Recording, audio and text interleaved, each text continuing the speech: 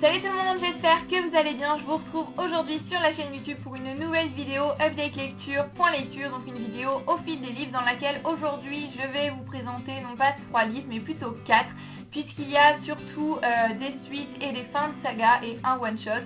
Donc voilà, les suites et les fins de saga ça va aller assez rapidement je pense. Je vais essayer d'expliquer un petit peu ce que j'en ai pensé, mais je vais pas pouvoir trop vous en dire pour ne pas vous spoiler. Donc on va commencer tout de suite avec les suites et les fins de saga. Et tout d'abord, je voudrais vous parler de La Faiseuse d'Anges de Camilla Lackberg, paru aux éditions Actes Sud dans leur collection Actes Noirs. Donc là, c'est le 8e tome de la saga de Patrick Storm et Erika Falk, avec laquelle je vous rabâche les oreilles depuis pas mal de temps. J'en suis désolée, donc là, c'est le dernier tome qui est paru pour le moment, ce qui veut dire que je ne vais pas vous rabâcher les oreilles avec cette saga pendant bien longtemps encore, puisque je ne sais pas quand sort le tome 9. Je n'en ai pas entendu parler, il me semble qu'il est sorti en suédois pour le moment, mais vous pouvez être sûr que quand il sortira, je courrai le lire. En tous les cas, bref, j'ai lu le tome 8, je ne peux pas vraiment vous raconter l'histoire dans ce tome-ci pour ne pas vous spoiler, mais je peux vous dire que j'ai adoré ce tome-là, tout comme j'ai adoré les précédents, il était vraiment génial. Que ce soit l'histoire qui se passe dans le présent ou bien celle qui est présente sous la forme de flashback, j'ai adoré les deux, même si c'est vrai que dans ce tome-ci, j'ai compris assez rapidement, voire même presque dès le début, la manière dont ces deux histoires allaient se rejoindre et le point commun qu'elles avaient. Mais bon, ça changerait en fait que ce livre était génial, que je l'ai énormément aimé. J'ai beaucoup aimé retrouver les personnages de Patrick, d'Erika et de tous les autres qui font que j'adore cette saga. Mais j'ai beaucoup aimé également les nouveaux personnages que l'auteur amène pour cette histoire-ci, même si c'est vrai qu'au début, elle amène pas mal de nouveaux personnages comme ça. D'un coup, j'étais un petit peu perdue, j'avais un petit peu de mal à me retrouver, mais finalement, ça s'est fait. C'est encore une fois mené d'une main de maître, il y a du suspense, il y a de l'action, il y a des rebondissements. L'auteur nous surprend jusqu'à la fin de ce livre, la fin est intense, vraiment, je ne pouvais plus m'arrêter de lire le livre. Il est vraiment génial comme tous les précédents tomes de la saga, donc c'est une saga que je vous recommande encore et encore. Je pense que vous l'aurez compris depuis le temps que je vous embête avec cette saga, mais elle est vraiment géniale, il faut vraiment la découvrir. Ensuite, pour continuer avec les suites de saga, je vous parlais dans la dernière vidéo au fil des livres de La Déclaration de Gemma Mallet, paru aux éditions Naïve. Donc j'avais relu le premier tome puisque je comptais finir la trilogie et c'est maintenant chose faite. J'ai donc enchaîné avec La Résistance, l'histoire de Peter qui est le tome 2. Donc c'est toujours de Gemma Mallet, c'est toujours paru aux éditions Naïve. Donc pour ceux qui ne connaissent pas cette trilogie, je vais vous parler un petit peu du tome 1. Donc l'histoire se déroule en Angleterre en 2140 environ, dans un univers dystopique. Donc c'est un monde dans lequel on peut vivre éternellement puisque des pilules de longévité ont été inventées, donc des pilules qui renouvellent les cellules de votre corps constamment. Donc les maladies n'existent plus, vous êtes tout le temps en bonne santé, donc vous ne mourrez plus. Le seul souci, c'est que comme tout le monde peut vivre éternellement, il y a donc plus de morts, mais des enfants continuaient à naître. La ville, le monde même, a rapidement donc été surpeuplé. La déclaration a donc été inventée. C'est un papier que l'on signe, on vit éternellement, mais en contrepartie, on s'engage à ne plus faire d'enfants. Dans le premier tome, on suivait donc le personnage d'Anna qui était un surplus, c'est-à-dire qu'elle est née alors qu'elle n'aurait pas dû naître puisque ses parents avaient signé la déclaration. Des rabatteurs sont donc venus la chercher chez elle lorsqu'elle était petite pour l'emmener dans un foyer de surplus où l'on travaille très dur dans des conditions horribles pour un petit peu laver le péché de ses parents, laver le péché de son existence puisqu'elle n'aurait pas dû exister, et elle travaille très dur pour pouvoir être un bon élément, un élément utile comme ils disent, pour pouvoir travailler comme femme de ménage, comme bonne à tout faire dans les familles de Lego, c'est-à-dire ceux qui ont signé la déclaration, qui n'ont pas d'enfants, qui prennent la pilule de longévité. Donc voilà un petit peu pour l'univers que j'avais énormément aimé dans le tome 1, donc j'avais très hâte de me plonger dans le tome 2, d'autant plus que le tome 1 se finissait sur une fin pas possible. Donc le tome 2 s'intitule l'histoire de Peter, enfin la résistance, l'histoire de Peter. Donc je m'attendais à ce que ce soit du point de vue de Peter. Comme le premier tome on était centré sur le personnage d'Anna, c'était du point de vue d'Anna. Je me suis dit c'est du point de vue de Peter, en plus j'avais super hâte puisque c'est un personnage que j'aime vraiment beaucoup. Mais en fait, pas du tout. Même si ce tome est centré sur le personnage de Peter, il n'est pas centré que sur le personnage de Peter. Et il n'est même pas le narrateur, il n'y a pas vraiment de narrateur, il y a... Voilà, c'est centré sur beaucoup de personnages, avec beaucoup de narrations différentes. C'est même pas la première personne, donc voilà, il n'y a pas vraiment de narrateur. Mais j'ai trouvé donc qu'au niveau de la narration, c'était un petit peu brouillon, puisque du coup, on passe d'un personnage à un autre comme ça, alors qu'en comparaison du premier tome qui était vraiment centré que sur le personnage d'Anna, puis parfois était narratrice, puisqu'il y avait des extraits de son journal intime, ça fait vraiment une grosse différence et je trouvais ça assez brouillon, même si je m'y suis vite fait. J'ai beaucoup aimé ce tome-ci, l'histoire, encore une fois, j'ai adoré l'univers. Dans le premier tome, on est plus centré sur la gestion des surplus et l'endoctrinement qu'ils subissent, puisque là, on est dans le premier tome dans le foyer de Grange Hall où vit Anna, et là, on est plus centré sur la politique de ce monde où on peut vivre éternellement, et j'ai trouvé ça très bien mené de la part de l'auteur, et c'est vraiment très intéressant, ça c'est vraiment une chose que j'ai adorée. Encore une fois, c'est plein de suspense, plein de rebondissements, on s'ennuie pas, c'est un réel page turner. J'ai beaucoup aimé tous les nouveaux personnages que l'auteur amène dans ce tome-ci. J'avais donc très hâte de me plonger dans le troisième tome que j'ai lu tout de suite dans la foulée. Il s'agit de La Révélation, donc toujours de Gemma Mallet, toujours aux éditions Naïve. Encore une fois, au niveau de la narration sur ce tome-ci, là, il n'y a aucun personnage sur lequel c'est centré plus qu'un autre. Et il n'y a encore une fois pas vraiment de narrateur, donc voilà, au début c'est un petit peu perturbant puisqu'on parle d'un personnage ensuite d'un autre, voilà, je trouvais ça un petit peu brouillon, je m'y suis fait comme je vous le disais, mais voilà, je préférais le premier tome quand on était vraiment centré sur un personnage, c'est le petit bémol que je peux donner aux deux derniers tomes de cette saga. Donc j'avais très hâte de lire ce livre pour savoir non seulement la suite, mais pour savoir comment cette trilogie allait se terminer puisqu'il n'y a pas de tome surprise avec cette trilogie. C'est bien écrit là, le dernier tome de la trilogie. Il n'y a pas de quatrième tome surprise qui va sortir soudainement. Là, la trilogie est finie et ça c'est une chose que j'apprécie quand une chose est finie. Mais voilà, même si on a du mal à quitter l'univers, on sait que c'est fini définitivement, qu'il ne va pas y avoir un tome surprise qui va apparaître. Donc j'ai beaucoup aimé ce tome-ci également. On découvre un petit peu plus, je trouve, le personnage de Richard. Et j'ai pensé que je pourrais peut-être mieux le comprendre, mais non. Ce personnage est horrible, il m'a horripilé. Mais bon, voilà, il faut des méchants et j'ai beaucoup aimé le découvrir plus en profondeur.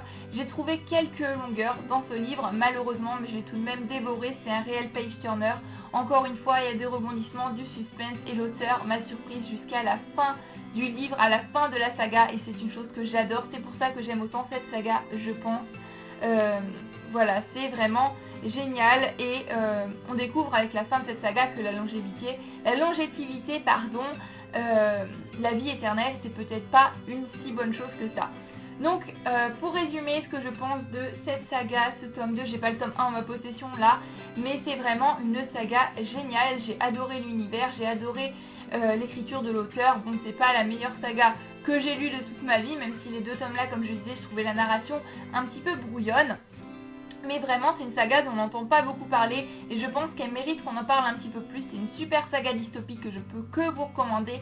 Lancez-vous, essayez, puisque moi j'ai vraiment adoré l'univers et je vous la recommande chaudement. On va maintenant passer au one-shot que j'ai lu. Il s'agit de Infirmière pendant la Première Guerre mondiale. Donc c'est paru chez Gallimard Jeunesse dans leur collection Mon Histoire et c'est de Sophie Human. Donc c'est le journal de Geneviève Darfeuil, Houlgate Paris 1914-1918. Donc j'ai emprunté ce livre, surtout puisqu'il appartient à la collection Mon Histoire parue chez Gallimard Jeunesse et cette collection-là, je l'aime vraiment énormément. J'ai lu pas mal de livres qui rentrent dans cette collection, je les ai pas tous lus puisqu'il y en a quand même un certain nombre. J'en ai lu quand même pas mal, je pense une dizaine, mais il doit y en avoir bien une trentaine il me semble, au moins. Je reviendrai plus tard sur cette collection que j'aime vraiment énormément. Pour vous parler donc maintenant de ce livre, vous vous en doutez, c'est un journal intime dans lequel on va suivre le personnage de Geneviève qui est une adolescente qui va vivre toute son adolescence durant la Première Guerre mondiale. Donc voilà, je vous en dis pas plus, c'est en gros l'histoire de ce livre que j'ai vraiment beaucoup aimé. C'est un livre qui est très bien fait, qui est très bien écrit. On a vraiment l'impression d'être aux côtés de Geneviève, de vivre avec elle les événements. Ce que j'ai trouvé très intéressant, c'est qu'on a le point de vue donc d'une adolescente pendant la Première Guerre mondiale, d'une jeune fille, et non pas d'un soldat comme je lis dans pas mal de livres. Je sais qu'il y a des livres également du point de vue de jeune fille, mais là j'ai trouvé ça très intéressant puisque du coup on voit autre chose de la Première Guerre mondiale. On voit l'angoisse de ne pas recevoir de courrier de ceux qui sont au front, on voit la difficulté à se nourrir, on voit le dur travail que doivent faire les jeunes filles, les femmes, parfois même les enfants pour combler tous les hommes qui sont absents, la majorité des hommes puisqu'ils sont partis au front, et ça j'ai trouvé ça vraiment très intéressant.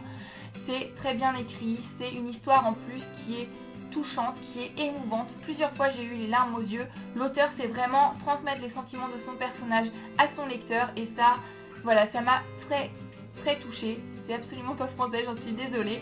Ça m'a beaucoup touchée et je pense que ça m'a d'autant plus touchée que cette histoire est peut-être fictive. Le personnage de Geneviève est certes fictif, mais c'est pas une histoire fictive à 100% puisque la Première Guerre mondiale a réellement eu lieu et beaucoup de jeunes filles de cette époque ont vécu ce qu'a vécu Geneviève dans ce livre et je pense que ça m'a d'autant plus pris au cœur. C'est un peu un témoignage pour toute une génération de jeunes filles, toute une époque et voilà, c'est vraiment très émouvant. C'est l'horreur de la Première Guerre mondiale et voilà, le quotidien affreux que vivent ces jeunes filles, la perte des êtres chers, la peur constante. Voilà, je pense que c'est pour ça que j'ai trouvé ce récit aussi plus émouvant et que ça m'a encore plus touchée, que ça m'a plus pris au cœur. Voilà, il y a des moments où j'avais la boule à la gorge, où j'avais les larmes aux yeux. Vraiment, ce livre, je vous le recommande chaudement. Voilà, j'ai un petit peu de mal à parler aujourd'hui et je suis désolée. Pour vous en venir un petit peu au point négatif de l'histoire en elle-même, j'étais un petit peu perdue au début, il y avait pas mal de personnages, le temps que je m'y retrouve dans tous ces personnages, que je sache un petit peu qui est qui, ça a mis un certain temps. Et un autre point qui m'a un petit peu gênée au début de ma lecture, c'est le personnage principal. Ouais, le personnage de Geneviève, puisqu'au début je la trouvais vraiment pourri gâtée. Clairement, j'avais beaucoup de mal avec ce personnage.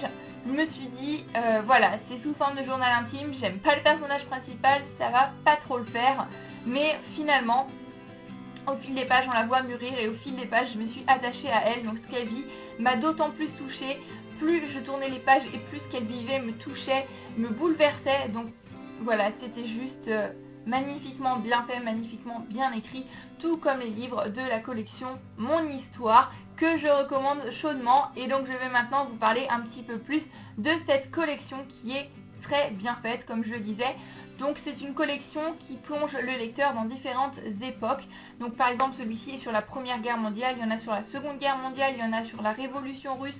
Voilà, il y a vraiment tout un tas d'époques différentes. Et il y a également des livres de la collection Mon Histoire qui nous plongent aux côtés de personnages historiques. Par exemple Marie-Antoinette, il y a Sissi l'impératrice, il y a peut-être Napoléon, il me semble.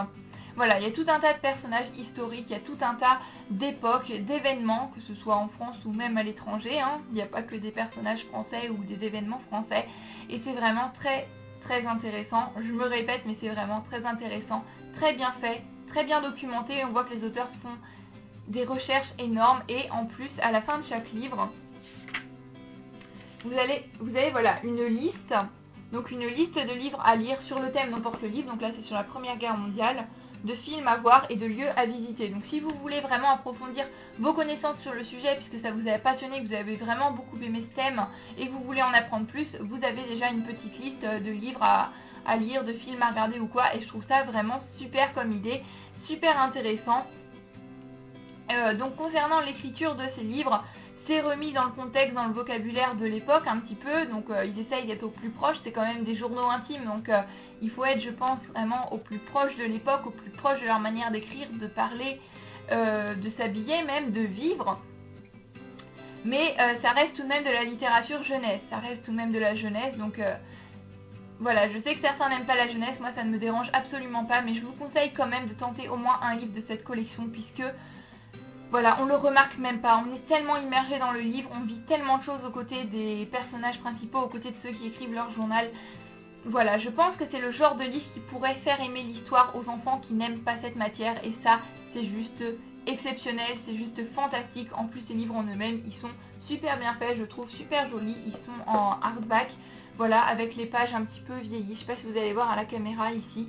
Je trouve ça super beau, super bien fait dans une bibliothèque, avoir toute la collection, ça doit être magnifique. Et puis comme je le disais, voilà, ça peut vraiment faire aimer l'histoire à ceux qui ne l'aiment pas. Et ceux qui l'aiment, ça peut être vraiment très intéressant, très poignant. Et on en apprend beaucoup. Voilà, j'apprends toujours quelque chose en lisant ces livres. Voilà, j'espère que cette vidéo vous aura plu. Elle fait presque un quart d'heure, donc je pense que je vais arrêter de blablater. N'hésitez pas à me dire comme d'habitude en commentaire si vous avez lu l'un des livres que j'ai présenté, ce que vous lisez en ce moment, si vous avez envie de lire un des livres que j'ai présenté. Enfin bref, voilà, je commence à avoir du mal à parler, donc je vais éviter de parler encore trop longtemps. En attendant la prochaine vidéo, je vous fais à tous plein de bisous et je vous souhaite d'excellentes lectures. À très bientôt, bye bye.